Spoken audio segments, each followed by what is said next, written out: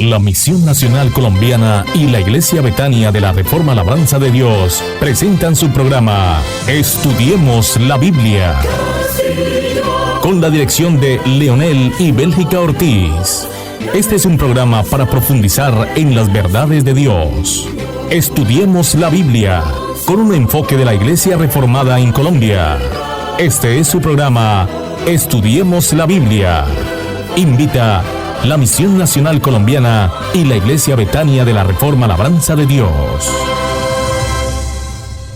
Toda la Escritura es inspirada por Dios, soplada por el Señor y útil para enseñar, para redarguir o contradecir, para corregir, para enseñar, para instruir en justicia, con el propósito de que el creyente esté enteramente listo, equipado para toda buena obra. Ese es el lema de este estudio bíblico. Pero también les digo cada día que este estudio bíblico no reemplaza a la iglesia. Si usted quiere progresar espiritualmente, necesita estar vinculado a una comunidad que comparte la fe en la palabra de Dios, en la Biblia, que es bibliocéntrica. Por eso lo exhorto y lo urjo a que busque una comunidad cristiana que crea lo mismo que usted y que sepa lo mismo que usted. Todo alrededor de Cristo, alrededor de las Santas Escrituras. Con eso usted tendrá garantizado el crecimiento espiritual y asegurada la salvación de su alma. No necesita otra cosa. Ahora encomendémonos al Señor como lo hacemos continuamente cada vez que tenemos este estudio, para que sea en su poder, en la guía de su Santo Espíritu, esta actividad que emprendemos en este momento. Padre Celestial, muchísimas gracias por darnos la oportunidad, la gracia de poder estudiar juntos la palabra de Dios. Gracias porque podemos estudiar lo tuyo, incluso a través de la red, por el internet, no viéndonos las caras y estando en presencia, lo cual sería muchísimo mejor. Pero gracias, Señor, porque puedes ayudar a los miembros y asistentes de la Iglesia Betania de la Reforma, a todos mis discípulos donde quiera que estén, para que estudien conmigo las Santas Escrituras. Que tu Santo Espíritu nos ayude, que tu Santo Espíritu nos ilumine, que tu Santo Espíritu nos dé palabra verdadera para compartir con nuestros seguidores, nuestros estudiosos, y que el Santo Espíritu ponga en nosotros el deseo de guardar lo que aprendemos y ponerlo en práctica. En el nombre de Cristo Jesús. Amén. Evangelio de San Juan, capítulo 10, versículos 1 al 5. De cierto os digo, el que no entra por la puerta en el redil de las ovejas, sino que sube por otra parte, ese es ladrón y salteador. Mas el que entra por la puerta, el pastor de las ovejas es. A éste abre el portero, y las ovejas oyen su voz, y a sus ovejas llama por su nombre, y las saca. Y cuando ha sacado fuera todas las propias, va delante de ellas, y las ovejas le siguen porque conocen su voz. Mas al extraño no seguirán, sino huirán de él, porque no conocen la voz de los extraños. Como es obvio para ustedes, se trata de la parábola del buen pastor. Y esta es una parábola o símil tomado de las costumbres del Oriente Medio para el manejo de las ovejas. El término redil tiene su raíz en la lengua latina, redilus, que se traduce como lugar cercado. Se utiliza predominantemente en el contexto bíblico para describir el espacio donde se albergan las ovejas. Más allá de su significado literal, se convierte en un poderoso símbolo de protección, bienestar y refugio. El redil siempre ha sido visto como un lugar donde se garantiza la seguridad de los animales vulnerables, un reflejo de la intimidad y el cuidado que Dios tiene por su creación. Esto es muy importante, es un cuadro magnífico de la bondad de Dios para con nosotros. Los hombres, como criaturas que dependen de su Creador, Y aquí está el problema para muchos, que ni siquiera consideran que hay un creador. Pero los seres humanos, como criaturas que dependen de su creador, y esta es una realidad para los que creen y para los que no creen, todos dependemos del creador. Somos llamados todos entonces ovejas. Así nos describe la Escritura, así nos describe el creador, ovejas. Claro está que el hombre necesita llegar a ser en el tiempo de Dios oveja del prado. Todos somos criaturas, todos estamos hechos a la imagen y semejanza de Dios. A todos se nos hace el llamado a la conversión, pero no todos van a contestar, van a conocer la voz que los llama, van a seguir a Cristo, van a ir tras Él. No todos, pero aquellos que responden al llamado de Cristo son llamados ovejas de su prado. Los rediles eran sitios de seguridad que podían utilizar varios pastores, varios tenedores y dueños de las ovejas en esa época. Por eso, una defensa en contra de los ladrones era el conocimiento instintivo de las ovejas respecto de la voz de su pastor y el conocimiento responsable y amoroso del pastor al conocer cada una de sus ovejas y poderlas llamar por su nombre. En el Antiguo Testamento, el redil adquiere una dimensión significativa al ser presentado como el pacto entre Dios y el pueblo de Israel. Este pacto fue una promesa de fidelidad en la que Dios se comprometía a cuidar y proteger a su pueblo, tal como un pastor cuida de sus ovejas. El profeta Samuel menciona a Saúl como el redil de su pueblo, lo que refleja el papel de liderazgo divino y la responsabilidad que tiene un pastor para guiar y mantener a salvo a su rebaño. Este concepto es fundamental en el libro de Miqueas, donde se menciona la importancia de reunir al pueblo como un redil, destacando así la necesidad de cohesión y unidad. Cohesión y unidad, aspecto importantísimo en la vida cristiana. Dios desea que su pueblo viva en armonía bajo su cuidado. Salmo 133. Siendo un lugar de refugio y fortaleza en medio de las tribulaciones. Dios es nuestro redil, Cristo es nuestro redil, Cristo es nuestro protector, es nuestro refugio, es nuestro pronto auxilio en la tribulación. Esta es la idea que tenemos que considerar cuando estamos estudiando el pasaje que acabamos de escuchar del Evangelio de San Juan. Para corroborar y para que sea un soporte de lo que estamos tratando de aprender, vamos a las Sagradas Escrituras. Ezequiel capítulo 37, versículo 24. Mi siervo David será rey sobre ellos, y todos ellos tendrán un solo pastor, y andarán en mis preceptos, y mis estatutos guardarán, y los pondrán por obra. La iglesia de Dios en el mundo es como un redil de ovejas, expuesto a los engañadores y los perseguidores. El gran pastor de las ovejas conoce a todas sus ovejas, las cuida por su providencia, las guía por su espíritu y por su palabra, y va delante de ellas como los pastores orientales iban delante de sus ovejas para ponerlas en el camino correcto detrás de él, para que siguieran sus pisadas. Lo más importante y significativo de esta enseñanza sobre el redil y el pastor y las ovejas es que Dios nos compara a nosotros como iglesia, como su pueblo, con esta figura tan familiar para los orientales o para los judíos concretamente.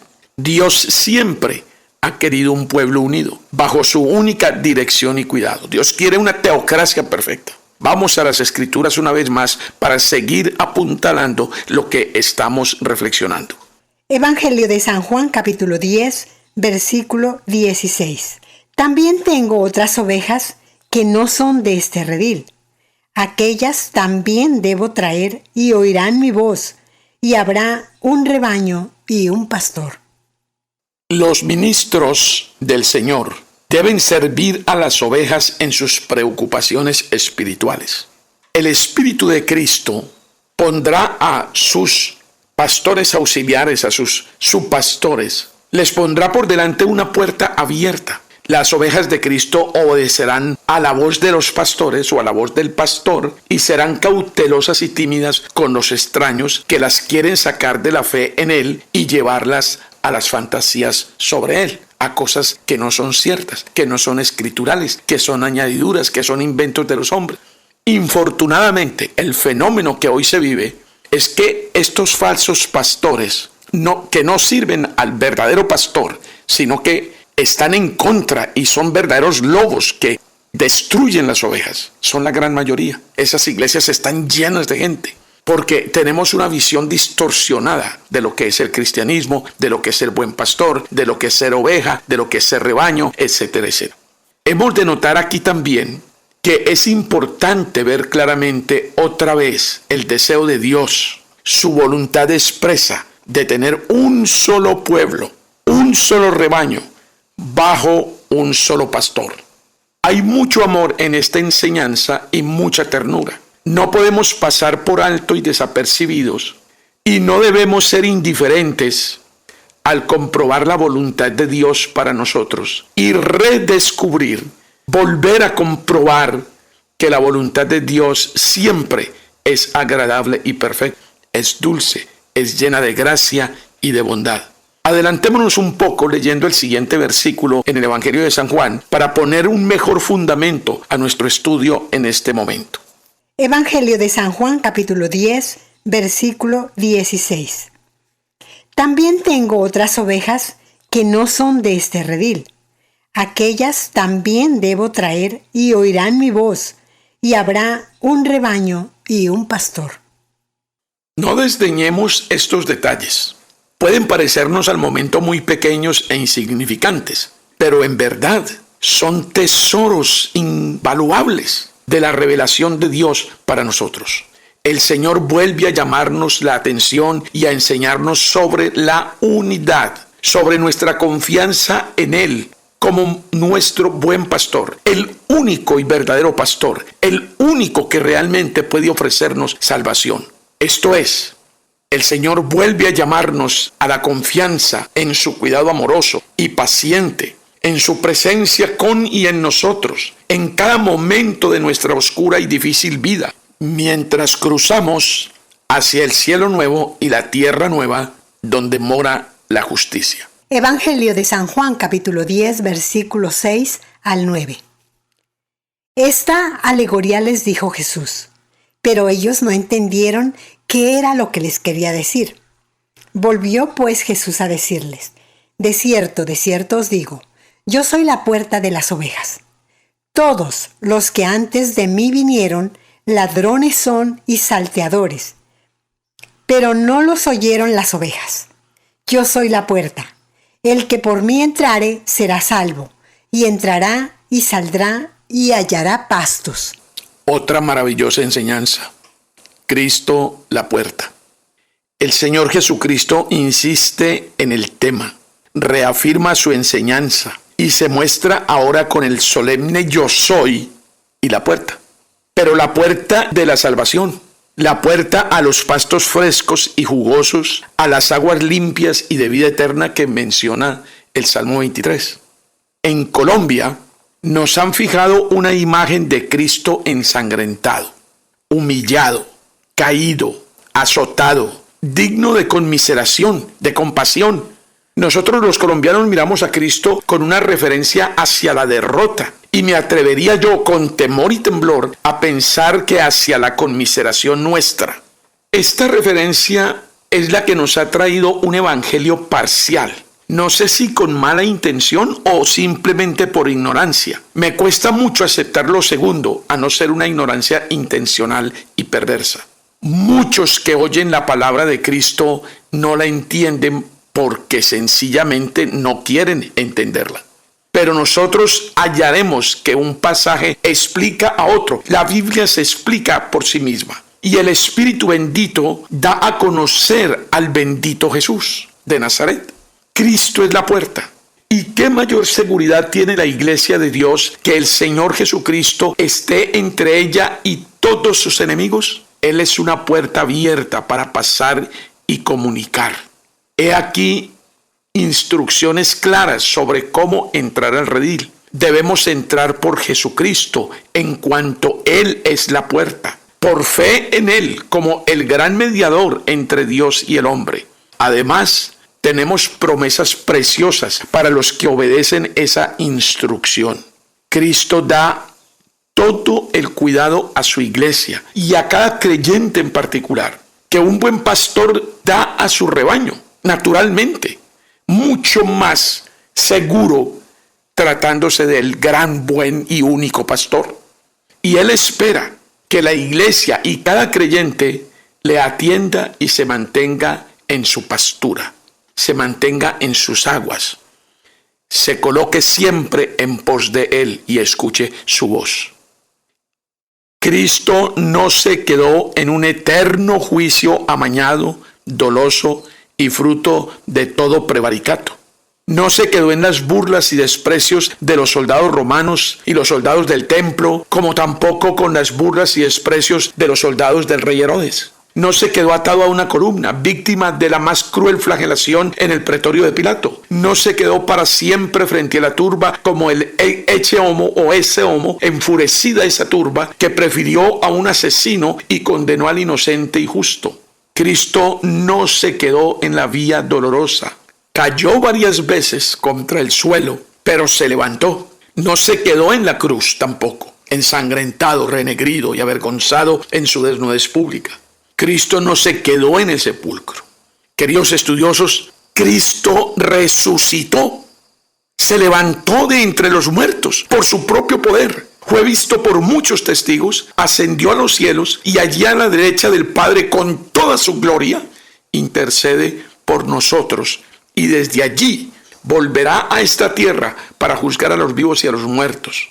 Él volverá en todo el esplendor de su gloria como rey y como juez de todos y de todo. Este es el evangelio completo. Cristo como Dios glorioso y triunfante en toda batalla, Rey de reyes y Señor de señores, el cual será manifestado y proclamado y aceptado y adorado por todos los seres humanos de todos los tiempos, sean salvos o no.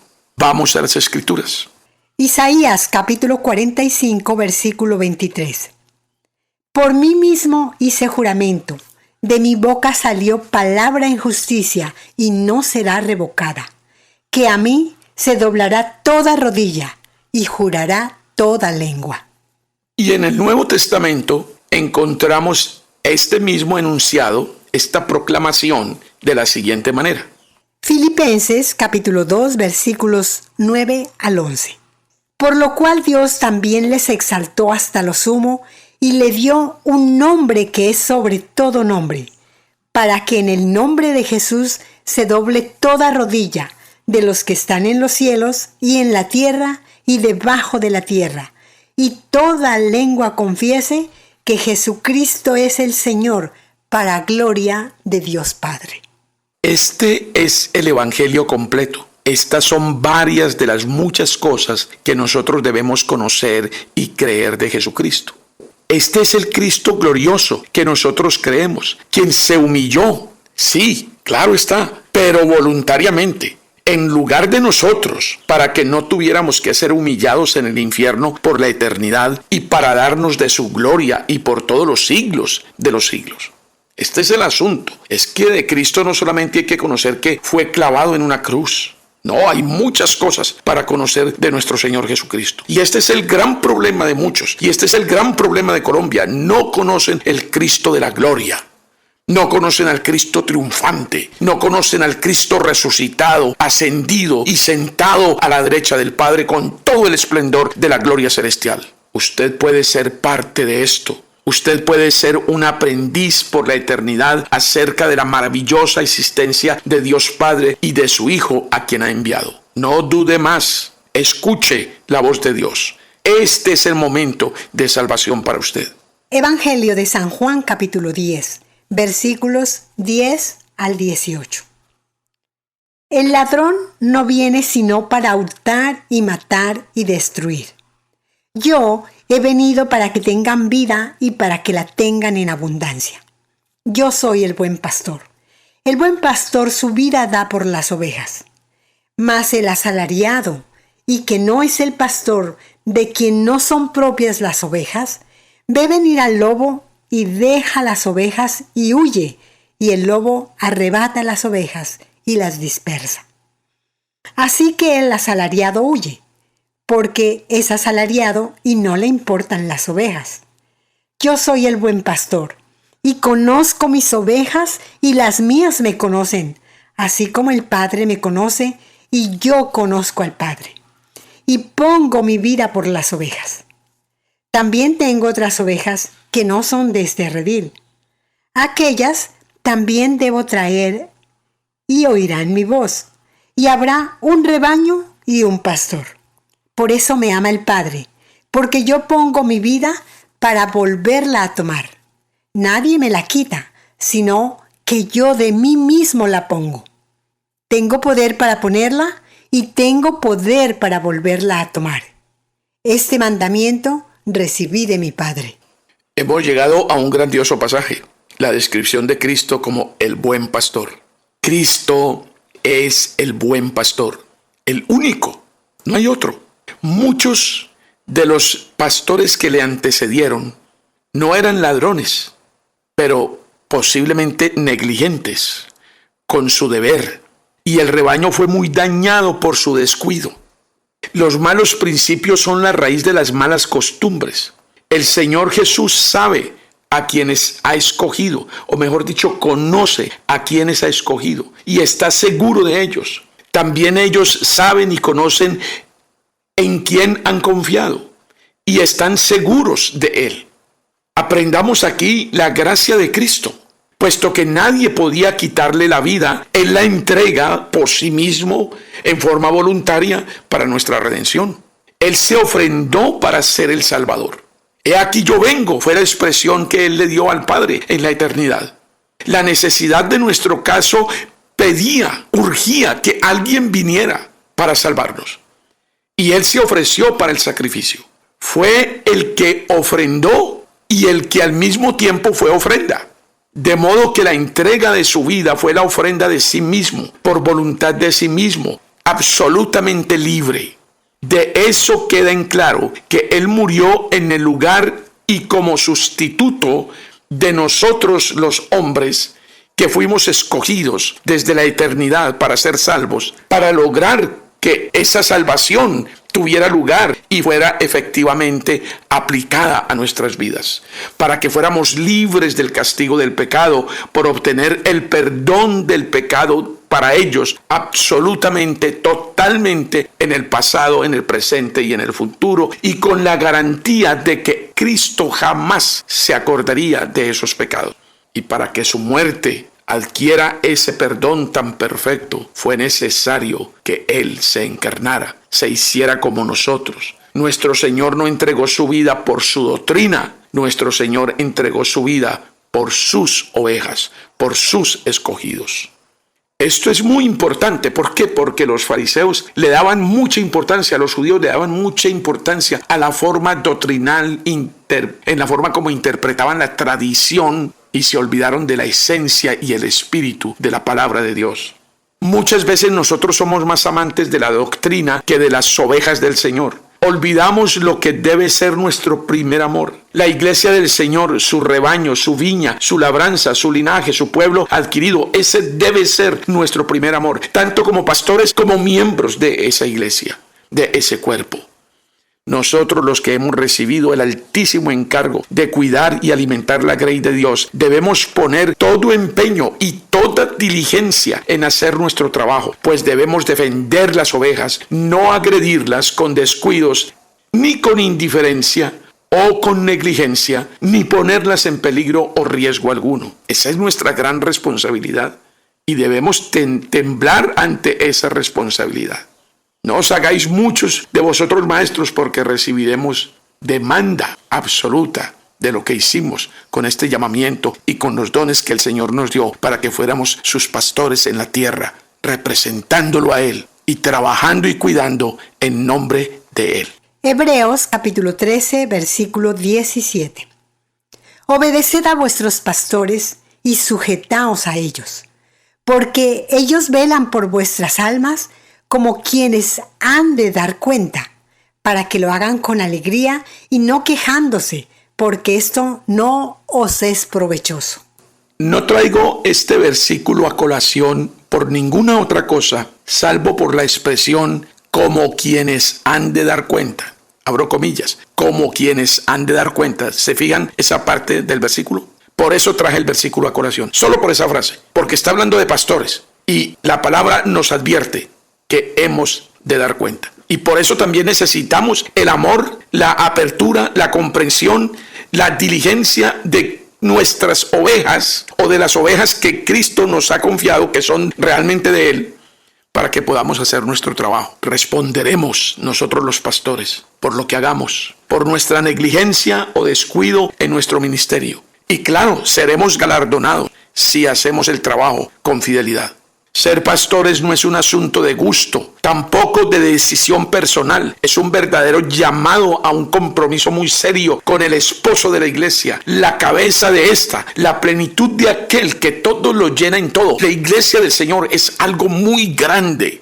Tenemos que entender algo de esto para que podamos aprender a amar a Cristo en su esposa. Evangelio de San Juan, capítulo 10, versículos 19 al 21. Volvió a haber disensión entre los judíos por estas palabras. Muchos de ellos decían: demonio tiene y está fuera de sí. ¿Por qué le oís? Decían otros: estas palabras no son de endemoniado. ¿Puede acaso el demonio abrir los ojos de los ciegos? Vamos a poder analizar la opinión de los judíos acerca de Jesucristo. Satanás destruye a muchos, quitándoles el interés por la palabra de Dios y por sus sacramentos y por sus mandamientos y por todo lo que Él ha revelado y lo que Él es. Los hombres no toleran que se rían de ellos por sus necesidades básicas, por sus estatutos o por su condición social o política. En cierta forma esto no les importa, pues al fin y al cabo viven en función de superar todas estas cosas y lograr lo que desean para lo que ellos denominan una buena vida. Pero no toman tan a pecho que los desprecien y se mofen de ellos por lo que es mucho más importante y necesario, pero que no da tanta relevancia y popularidad a sus promesas. Quiero decir, nosotros nos interesamos por cosas que no tienen valor. Nos importa mucho lo que la gente mire, observe y diga sobre nuestra apariencia, sobre nuestras posibilidades de aceptación. Y despreciamos una verdadera identidad que nos garantice la vida eterna, la otra vida, la vida que sí es vida en Cristo Jesús. Evangelio de San Lucas, capítulo 9, versículo 24. Porque todo el que quiera salvar su vida, la perderá. Y todo el que pierda su vida por causa de mí, éste la salvará. Estos versículos, como todos los versículos de la Biblia, son sumamente claros. Yo no sé quién nos puso en la cabeza que la Biblia es un libro muy difícil. Todo el que quiera salvar su vida, todo el que esté en función de subsistir, de sobresalir, de tener holgura, confort, abundancia en la vida, la perderá. Si ese es su único objetivo, si esa es la única causa de su lucha, el único sentido de su existencia, está perdido. Porque dice el Señor en la enseñanza: todo el que pierda su vida por causa de mí, éste la salvará. Perder la vida por causa de Cristo, abandonar lo nuestro y asumir lo de Cristo. Eso es cristianismo, eso es ser creyente, eso es ser un hijo de Dios, eso es haber entendido el Evangelio. Eso garantizará tu vida eterna. Sigamos en las Escrituras ilustrando esta verdad. Evangelio de San Lucas, capítulo 21, versículo 12. Pero antes de todas estas cosas, os echarán mano y os perseguirán, y os entregarán a la sinagoga y a las cárceles, y seréis llevados ante reyes y ante gobernadores por causa de mi nombre. Algo que se tiene que tener en cuenta y algo que tiene que fijar en su presupuesto de vida es que el cristianismo no lo hará popular. Al contrario, lo hará el objeto del escarnio y la persecución. Pero, no obstante, con todo esto que estamos diciendo, escuchemos al Señor Jesucristo, cómo con toda su ternura nos explica, nos habla claramente del porqué de todas estas cosas. Evangelio de San Juan, capítulo 15, versículo 21. Mas todo esto os harán por causa de mi nombre, porque no conocen al que me ha enviado. Si nuestro celo y fervor en la causa de Cristo, especialmente en la bendita obra de llevar sus ovejas a su redil, nos acarrea mala fama, no escuchemos lo que esto nos dice. Es preferible que nos reprochen por nuestra forma de vida, por nuestra incapacidad financiera, por nuestra impopularidad, pero recordemos que así reprocharon a nuestro Maestro, antes que a nosotros y que nuestra única y verdadera identidad es Él, Cristo Jesús, el buen pastor, Señor y Salvador nuestro. No olvidemos eso, esa es nuestra identidad y esa identidad nos llevará al cielo, nos llevará a la vida que es la verdadera vida. Esto se acaba, esto es pasajero, esto es efímero y nada podremos sacar de aquí. Evangelio de San Juan, capítulo 10, versículos 22 al 30. Celebrábase en Jerusalén la fiesta de la dedicación. Era invierno, y Jesús andaba en el templo por el pórtico de Salomón. Y le rodearon los judíos y le dijeron: ¿Hasta cuándo nos turbarás el alma? Si tú eres el Cristo, dínoslo abiertamente. Jesús les respondió: Os lo he dicho y no creéis. Las obras que yo hago en nombre de mi Padre, ellas dan testimonio de mí. Pero vosotros no creéis, porque no sois de mis ovejas, como os he dicho. Mis ovejas oyen mi voz, y yo las conozco y me siguen. Y yo les doy vida eterna, y no perecerán jamás, ni nadie las arrebatará de mi mano. Mi Padre que me las dio es mayor que todos, y nadie las puede arrebatar de la mano de mi Padre. Yo y el Padre, uno somos. Ahora estamos frente al sermón de nuestro Señor Jesucristo en la fiesta de la dedicación. La fiesta de la dedicación tiene sus raíces en un momento crucial de la historia judía. Durante el siglo II a.C., el rey Seleucida, Antíoco IV Epifanes, un gobernante griego, intentó imponer su cultura y religión sobre los judíos. Su objetivo era helenizar la sociedad judía, obligándolos a abandonar sus prácticas y creencias tradicionales. En un acto de profanación, Antíoco IV Epifanes invadió Jerusalén y profanó el templo. Erigió un altar a Zeus, el falso dios, el ídolo de los griegos, dentro del templo y sacrificó cerdos en su interior y prohibió la práctica del judaísmo. Qué cosa tan horrible para los judíos y para cualquier creyente. La fiesta de la dedicación conmemora la purificación y rededicación del templo, pero también se asocia a un milagro. Se cuenta que al volver a encender el candelabro del templo, los judíos encontraron solo una jarra de aceite puro, suficiente para un solo día, y no se podía usar en esas lámparas cualquier aceite, sino el aceite que se fabricaba exclusivamente para ese efecto.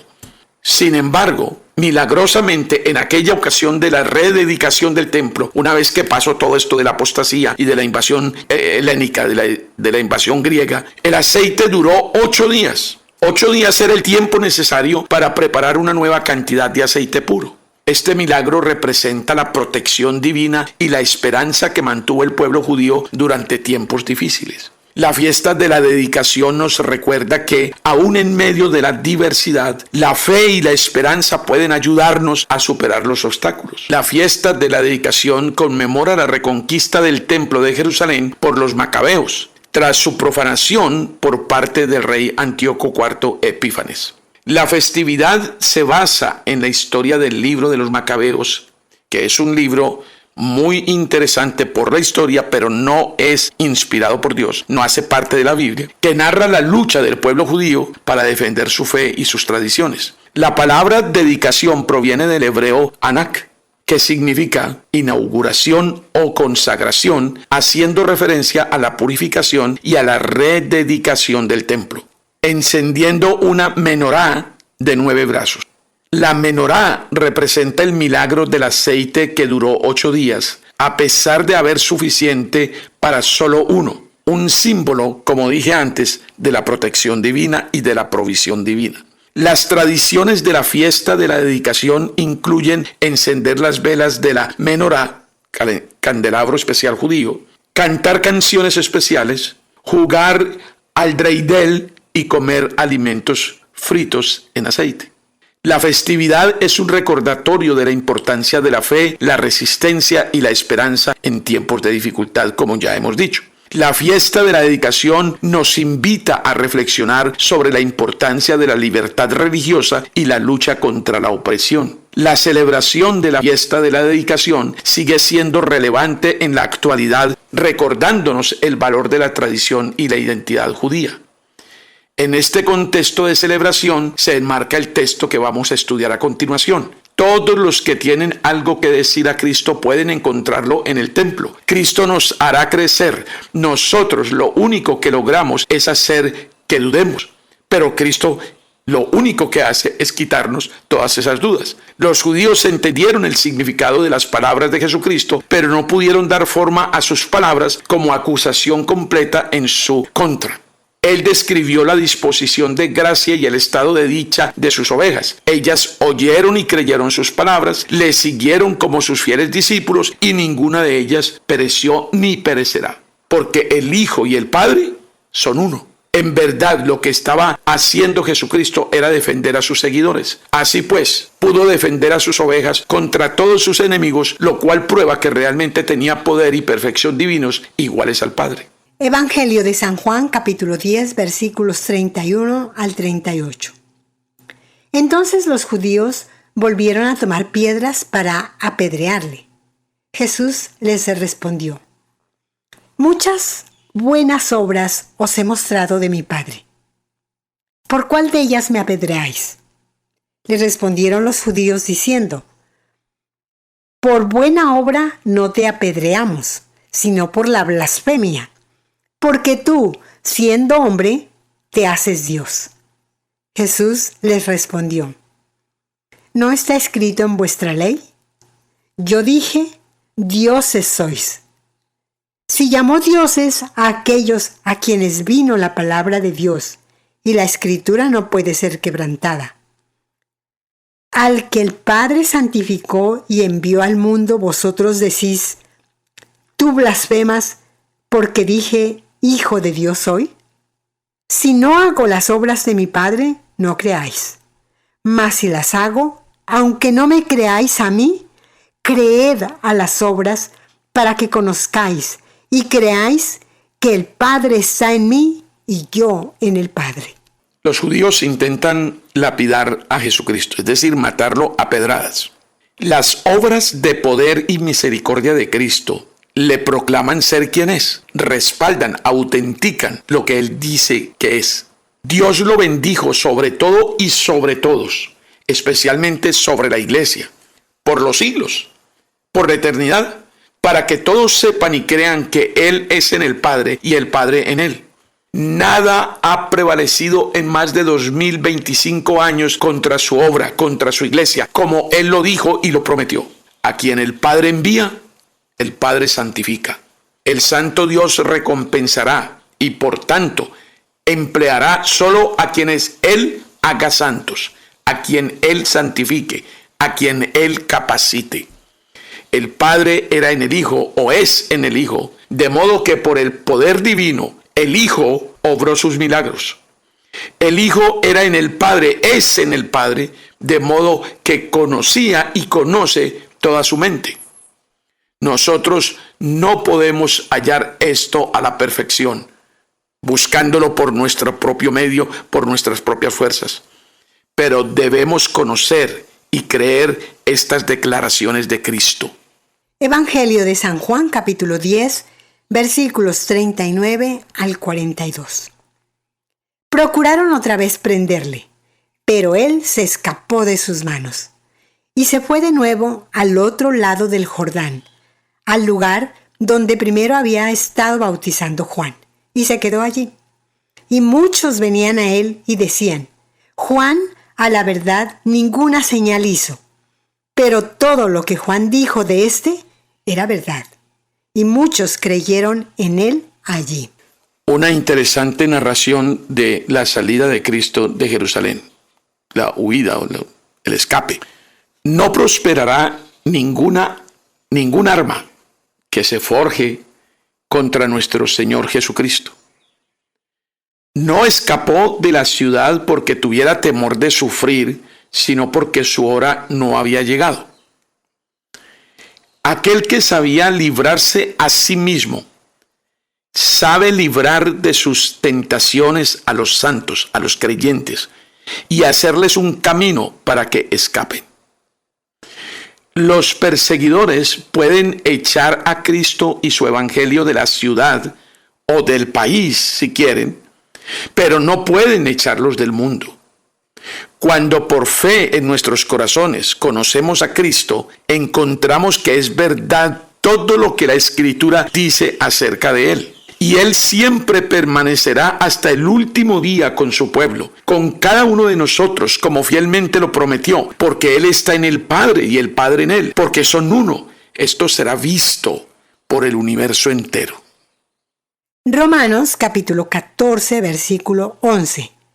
Porque escrito está: vivo yo, dice el Señor, que ante mí se doblará toda rodilla y toda lengua confesará a Dios. Mis queridos estudiosos de la Biblia, mis queridos seguidores, especialísimamente los de la Iglesia Betania de la Reforma Labranza de Dios de Villavicencio, mis discípulos en Pasto, en Estados Unidos, en tantas partes que me siguen y estudian conmigo. Vamos a hacer una pausa aquí. El tema es muy interesante, es muy importante, es muy edificante. Y espero que estén aprendiendo cómo extraer de la palabra de Dios sus bendiciones, sus revelaciones, sus tesoros. Porque es la palabra de Dios la que limpia, es la palabra de Dios la que edifica, es la palabra de Dios la que alimenta, es la palabra de Dios la que construye. Amen la palabra, amen la palabra. Nos encontraremos en la voluntad de Dios en el próximo programa con el mismo o más amor con que hemos venido produciendo este estudio bíblico para su edificación, para su bendición. Hasta pronto, un abrazo muy profundo. Estudiemos la Biblia con la dirección de Leonel y Bélgica Ortiz. Este es un programa para profundizar en las verdades de Dios.